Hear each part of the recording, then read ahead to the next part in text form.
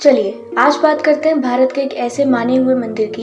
ये सिर्फ एक मंदिर की कहानी नहीं है, ये इस बात का सबूत है कि कैसे किसी का अपना एक गहरा दुख पूरी दुनिया के लिए खुशी की वजह बन सकता है। तो सवाल ये उठता है कि आखिर किसका एक ऐसा दुख है जो पूरे समाज के लिए उम्मीद की किरण बन सकता है। इस सवाल का जवाब हमें इतिहास में मिलता है, जहाँ से ये पूरी कहानी शुरू हुई है। हमारी कहानी की शुरुआत होती है पुणे शहर से। यहीं पर एक मिठाई बनाने वाले दगड़ू सेठ हलवाई, जिन्होंने कुछ ऐसा किया कि इतिहास में उनका नाम हमेशा के लिए दर्ज हो गया। कहानी का पहला पड़ाव एक मिठाई वाले का दुख। ये एक वो हिस्सा है जो मंदिर बनाने वाले की जिंदगी में सबसे मुश्किल दौर के बारे में था। तो आखिर ये दगड़ू सेठ हलवाई थे कौन? देखिए, वो सिर्फ एक बिजनेसमैन नहीं थे, तो वो मिठाई बनाने वाले। कर्नाटक से आए थे और पुणे में उनकी मिठाइयों का जबरदस्त नाम था। लेकिन बात सिर्फ मिठाइयों की नहीं थी, उनकी दरिया दिली के चर्चे बहुत थे। कहते हैं उनके दरवाजे से कोई भी कभी भी खाली पेट नहीं जाता था। लेकिन फिर एक बहुत बड़ी मुसीबत आई। उस दौर में पुणे में प्लेग की एक भयंकर महामारी फैली हुई थी। इस बीमारी ने शहर की पूरी जिंदगी को तहस नहस कर दिया था और हजारों जानें ले ली थी।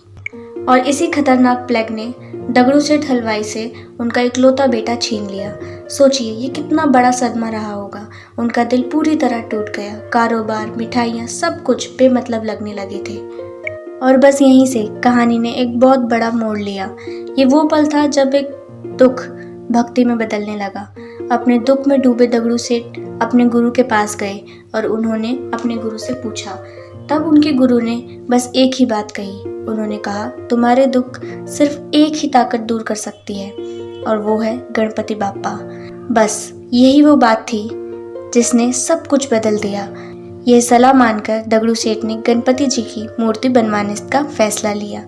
और ये कोई ऐसी वैसी मूर्ति नहीं थी, ये करीब करीब 7.5 फुट ऊंची एक बहुत बड़ी और भव्य मूर्ति थी, जो उनके मन में उठ रही आस्था का प्रतीक था। वो मूर्ति इतनी सुंदर और सजीव थी कि जो भी उसे देखता था वो देखता ही रह जाता था। और बहुत जल्दी जो पूजा दगड़ू सेठ ने अपने लिए शुरू की थी वो पूरे समाज की पूजा बन गई। यहीं से एक बड़े संस्थान की नींव पड़ी।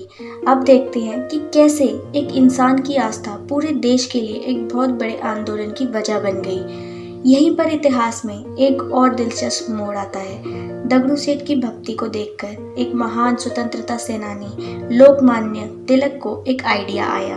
उन्होंने सोचा कि जो त्योहार लोगों को भगवान के नाम पर एक कर सकता है, वही त्योहार उन्हें आज़ादी के लिए भी एक कर सकता है। और तिलक का ये आइडिया कमाल का था। उन्होंने सार्वजनिक गणेश उत्सव को एक ऐसा मंच बना दिया जहां लोग भक्ति के लिए तो जुटते ही थे, पर असल में अंग्रेजों की नाक के नीचे आज़ादी की लड़ाई की बातें होती थी, प्लान बनते थे। और देखते ही देखते दगड़ू सेठ का ये मंदिर आज़ादी का आंदोलन का एक बहुत बड़ा सेंटर पॉइंट बन गया। चलिए अब मंदिर की एक ऐसी पहचान को देखते हैं जहाँ एक तरफ सोना चांदी का वैभव है और दूसरी तरफ समाज की सेवा। आज दगड़ू सेठ गणपति की मूर्ति को देखिए, वैभव का प्रतीक है।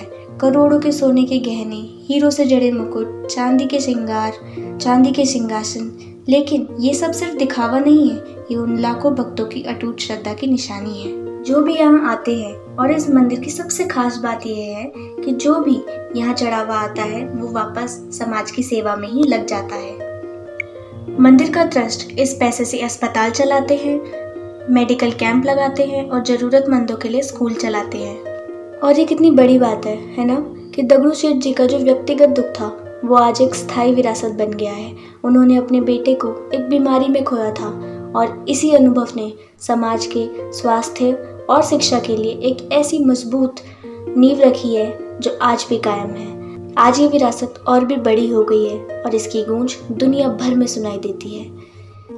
अब ज़रा सोचिए, जब सालाना गणेश उत्सव होता है तो वहाँ का माहौल कैसा होता होगा। एनर्जी से एकदम लबालब, चारों तरफ ढोल ताशों की गूंज जो दिल की धड़कन बढ़ा दे, हजारों दियों की वो जगमगाती रोशनी और फिर भक्तों का वो नारा, गणपति बाप्पा मोरिया। सच कहूँ तो ये एक ऐसा एहसास है जिसे सिर्फ महसूस किया जा सकता है, बताया नहीं जा सकता। और फिर आता है वो विसर्जन का दिन, जो इस उत्सव का सबसे भावुक पल होता है।